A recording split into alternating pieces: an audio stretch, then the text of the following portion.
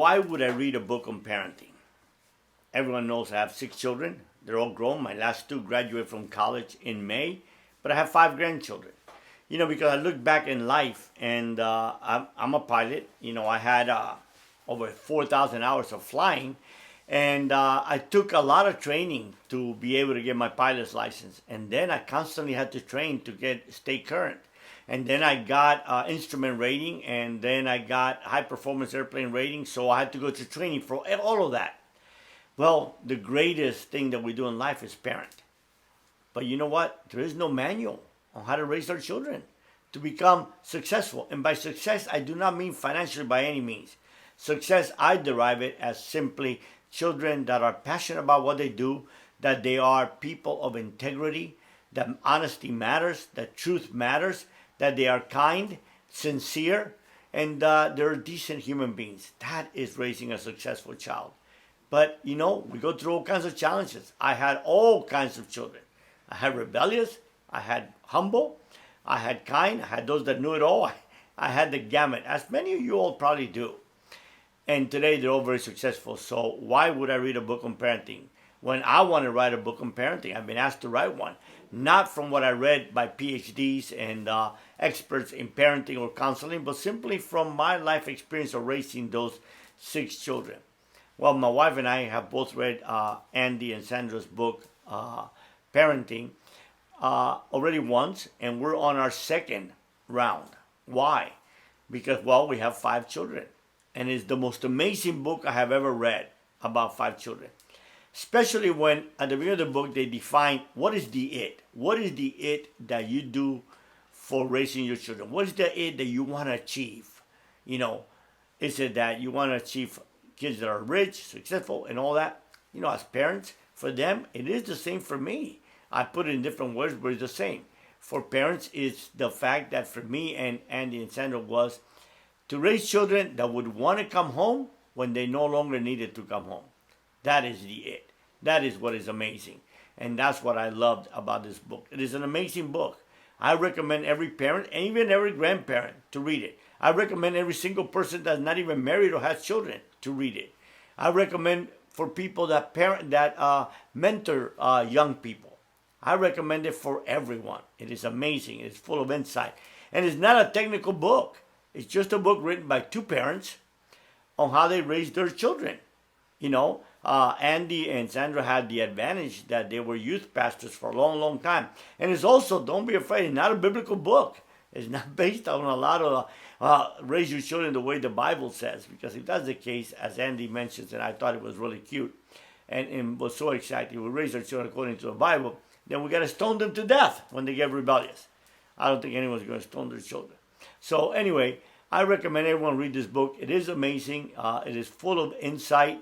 I read it again because I want to be able to impart, not to my children, but to my grandchildren, some of the principles in that book.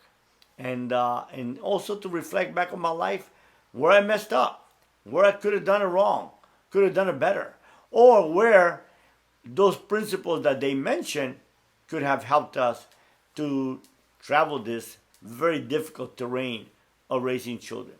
I'm excited. I'm very happy with the children I have. They're amazing. Above everything else, that they are very successful, is the fact that they are all very decent children. And I thank God for that. And it wasn't easy. I give a lot of the credit to my wife. When I married my wife, I already had 4 children from 2 different marriages. But she made it a point that they were not going to be different in her eyes than her own children whenever she had them. And today we see that. We enjoy that benefit. It's sad because a lot of men leave their home. Some women too, but mostly men leave their home, and a lot of them don't ever look back. And we have 60, 65, 70% of women raising children by themselves. A lot of them with men that want nothing to do with them. And that's very, very sad. And I think my wife, that she never looked at it like that. She treated every single one of my children, even when it was very difficult at times. Because some of them were under the influence of their mother, who really wasn't very kind to her. But she didn't care. Never talked one bad thing about their mothers.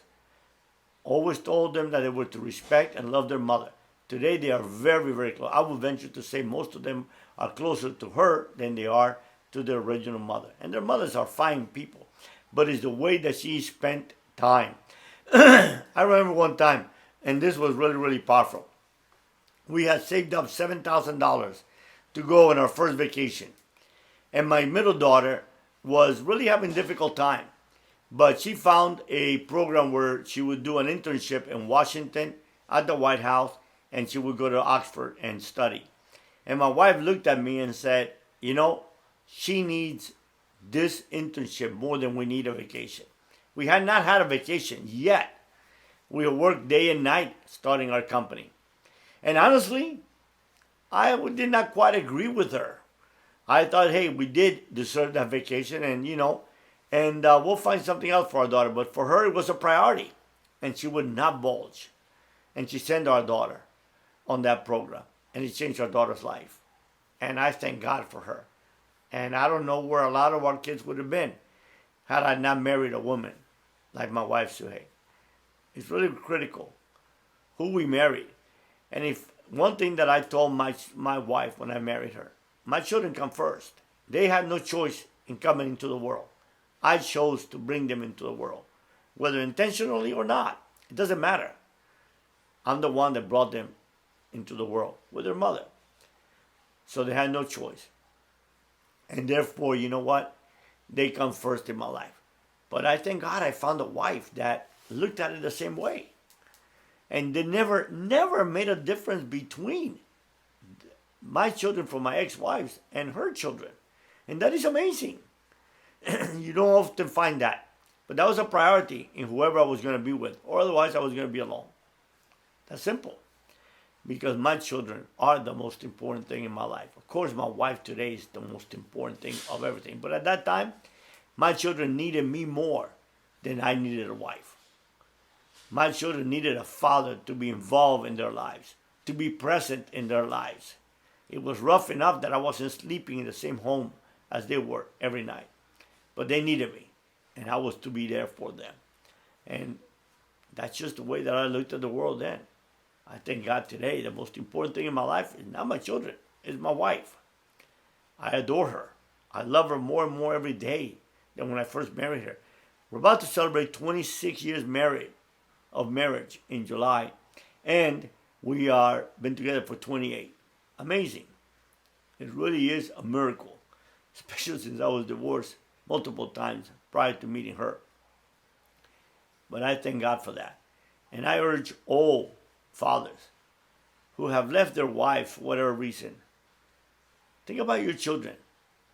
You might not like your wife or your spouse or whoever the case might be, but love your children.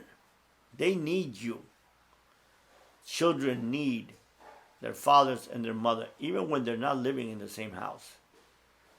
So that's my message for you today. Read this book. It will really help you to become a much greater father, much greater mother. And if nothing else, it will help you to become a better human being.